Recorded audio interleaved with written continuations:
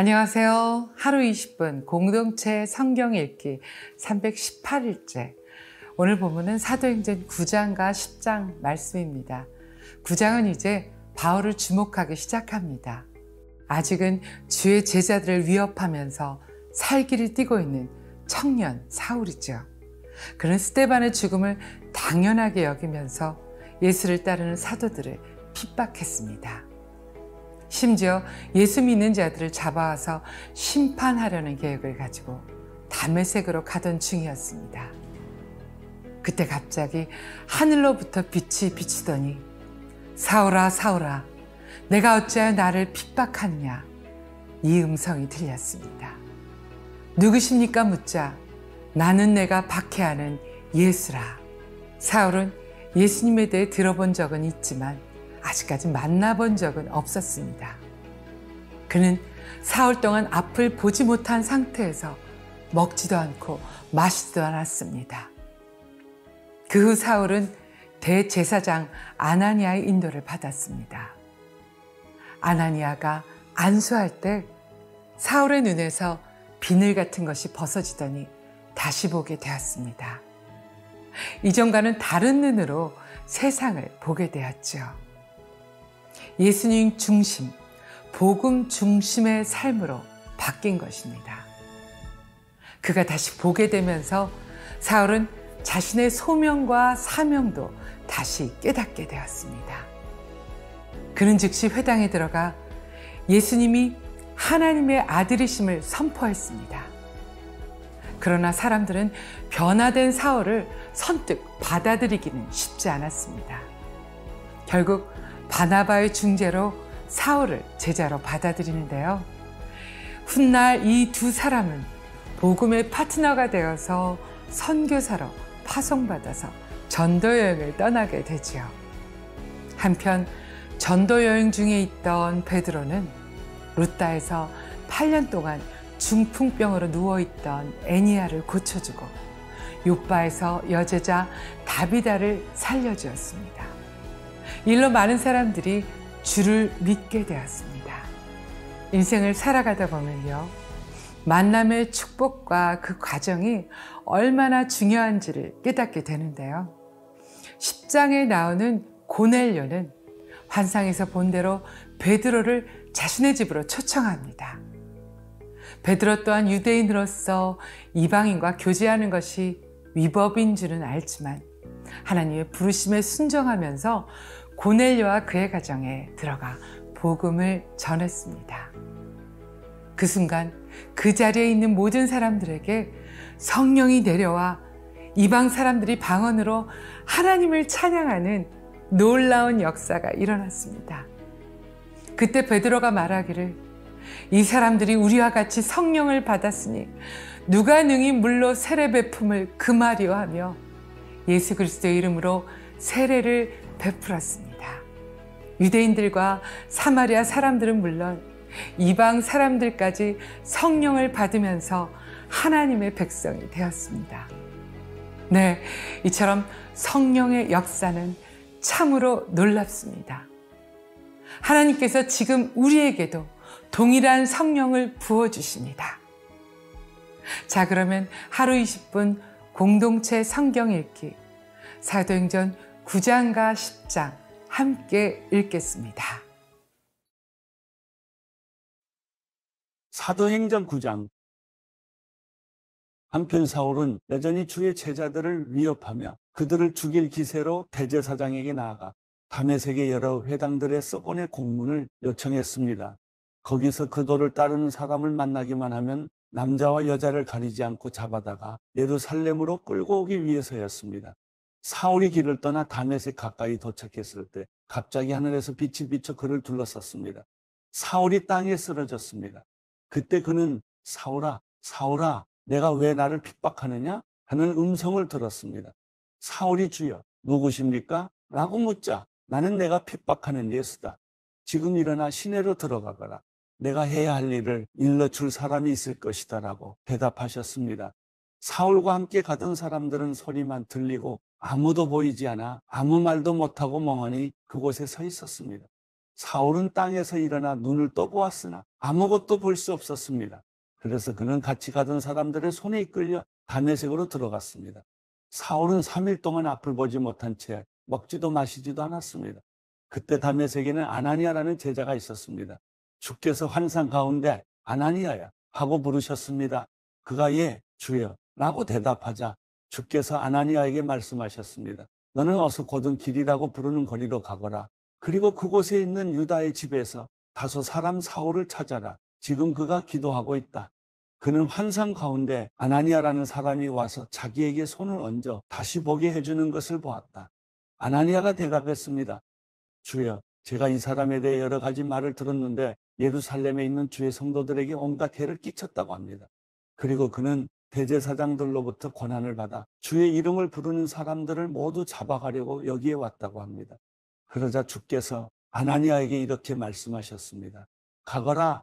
이 사람은 이방 사람들과 왕들과 이스라엘 사람들 앞에서 내 이름을 전하도록 선택한 내 도구다. 내 이름을 위해 그가 얼마나 많은 고난을 당해야 할지 내가 그에게 보여줄 것이다. 그리하여 아나니아는 그 집을 찾아 들어가 사울에게 손을 얹으며 말했습니다.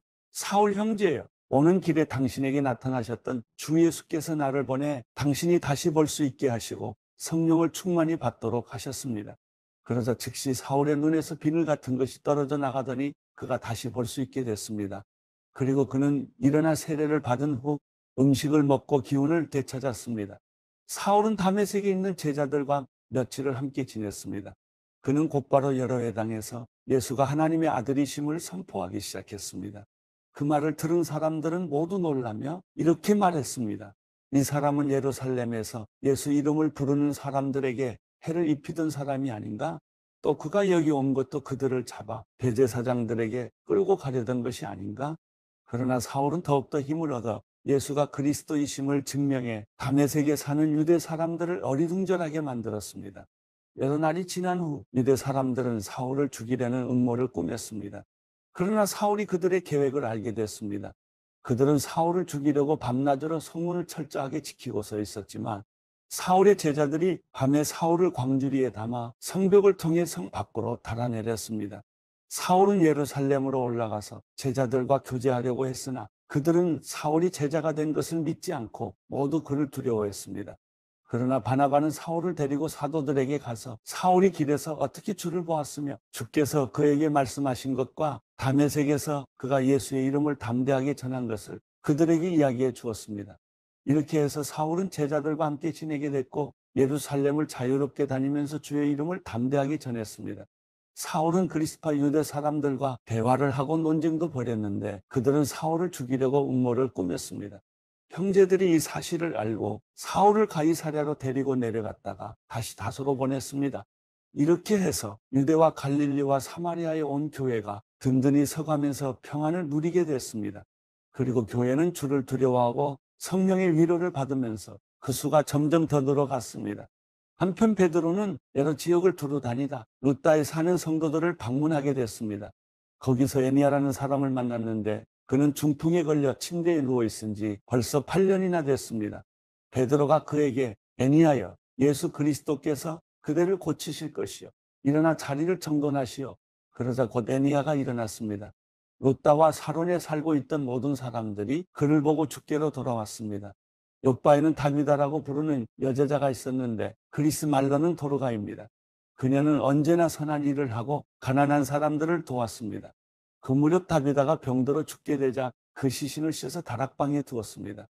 루다는 요바에서 가까운 거리인데 제자들은 베드로가 루다에 있다는 소식을 듣고 두 사람을 베드로에게 보내 속히 와달라고 간청했습니다. 그래서 베드로는 일어나 그들과 함께 갔습니다. 그가 요바에 도착하자 사람들이 다락방으로 안내했습니다. 모든 과부들이 베드로를 둘러서서 울며 다비다가 살아있을 때 만든 속옷과 겉옷을 보여주었습니다.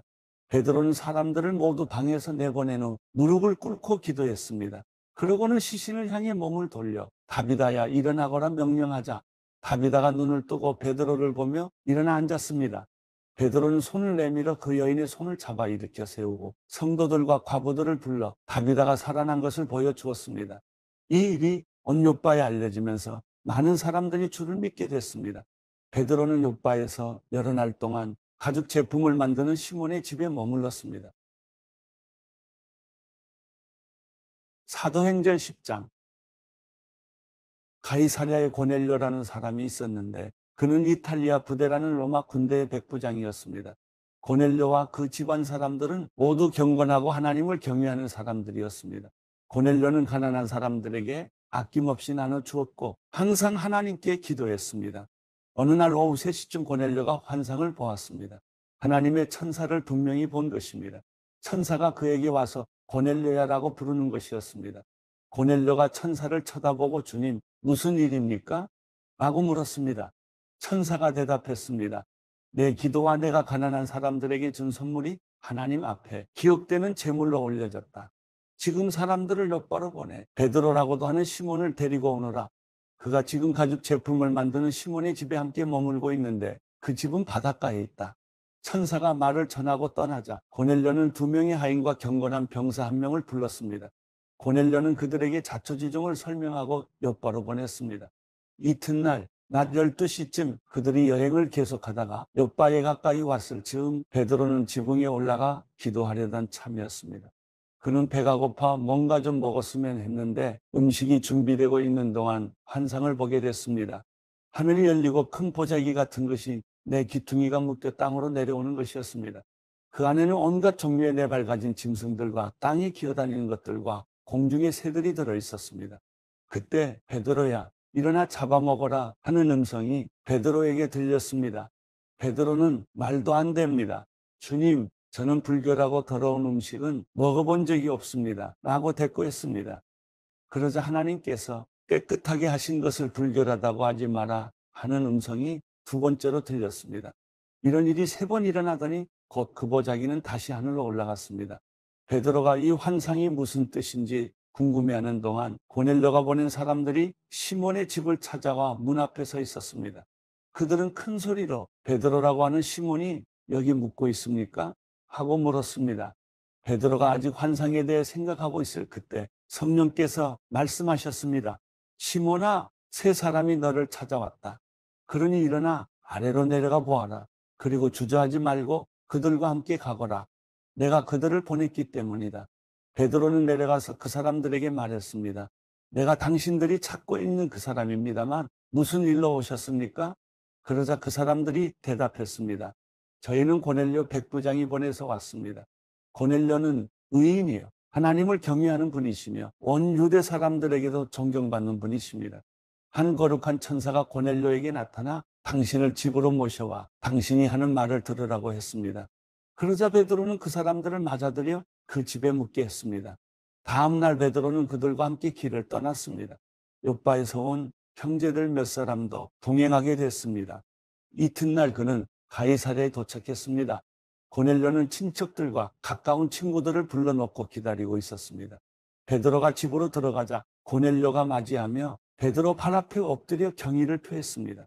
그러나 베드로는 그를 일으켜 세우며 일어나시오. 나도 같은 사람일 뿐입니다. 라고 말했습니다. 베드로는 고넬료와 이야기를 나누며 안으로 들어갔습니다. 들어가 보니 많은 사람들이 모여 있었습니다.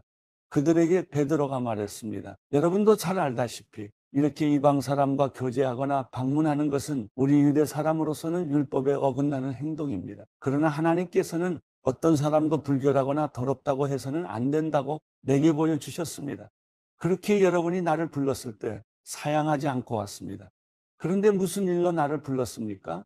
고넬료가 대답했습니다. 4일 전 바로 이 시간 오후 3시쯤에 내가 집에서 기도를 하는데 갑자기 빛나는 옷을 입은 한 사람이 내 앞에 서서 고넬료야, 하나님께서 내 기도를 들으셨고 내가 가난한 사람들에게 베푼 것을 기억하고 계신다. 곧바로 사람들을 보내 베드로라고 하는 시몬을 불러라. 그는 바닷가에 살면서 가죽 제품을 만드는 시몬의 집에 손님으로 있다라고 말씀하셨습니다. 그래서 내가 즉시 당신을 부르러 보냈던 것입니다. 정말 잘 오셨습니다. 지금 여기 하나님 앞에 우리 모두 와 있으니 주께서 당신에게 명령하신 모든 것을 귀 기울여 듣겠습니다. 그러자 베드로가 말하기 시작했습니다. 이제야 내가 깨달았습니다. 참으로 하나님께서는 사람을 겉모양으로 차별하지 않으시고 하나님을 경외하고 의를 행하는 사람들이라면 어떤 민족이든 받아주신다는 것입니다. 하나님께서 모든 것의 주이신 예수 그리스도를 통해 평화의 복음을 이스라엘 백성들에게 전해주신 것을 여러분도 잘 알 것입니다. 요한이 세례를 전파한 후에 갈릴리에서 시작해 온 유대에서 무슨 일이 있었는지도 알 것입니다. 하나님께서 나사렛 예수에게 성령과 능력으로 기름 부으신 것과 하나님께서 예수와 함께 하심으로 예수께서 선을 행하시고 마귀의 능력 아래 짓눌려 있던 사람들을 모두 고쳐주시며 두루 다니셨습니다. 우리는 예수께서 유대 사람들의 땅과 예루살렘에서 하신 모든 일의 증인입니다. 그들은 예수를 나무에 달아 죽였지만 하나님께서는 3일째 되는 날 예수를 살리셔서 사람들에게 나타나게 하셨습니다. 그러나 모든 사람이 다 본 것이 아니라 하나님께서 미리 선택하신 증인들, 곧 예수께서 죽은 사람들 가운데서 살아나신 후 함께 먹고 마셨던 바로 우리에게만 보여주신 것입니다. 예수께서는 우리에게 사람들에게 말씀을 전파하라고 명하셨습니다. 살아있는 사람과 죽은 사람의 심판자로, 그리고 하나님께서 세우신 이가 바로 자기임을 증언하라고 하셨습니다. 모든 예언자들도 예수를 믿는 모든 사람은 그 이름으로 죄 용서를 받게 된다고 증언했습니다. 베드로가 이렇게 말하고 있을 때 말씀을 듣고 있던 모든 사람에게 성령이 내려왔습니다. 베드로와 함께 온 할례 받은 신자들은 성령의 은사를 이방 사람들에게까지 부어주시는 것을 보고 깜짝 놀랐습니다. 사람들이 방언으로 말하고 하나님을 찬양하는 소리가 들렸던 것입니다. 그때 베드로가 말했습니다. 이 사람들도 우리와 마찬가지로 성령을 받았으니 물로 세례 주는 것을 누가 막을 수 있겠습니까? 그래서 베드로는 그들에게 예수 그리스도의 이름으로 세례를 받으라고 명했습니다. 그 후 그들은 베드로에게 자기들과 함께 며칠 더 머물다 갈 것을 간청했습니다.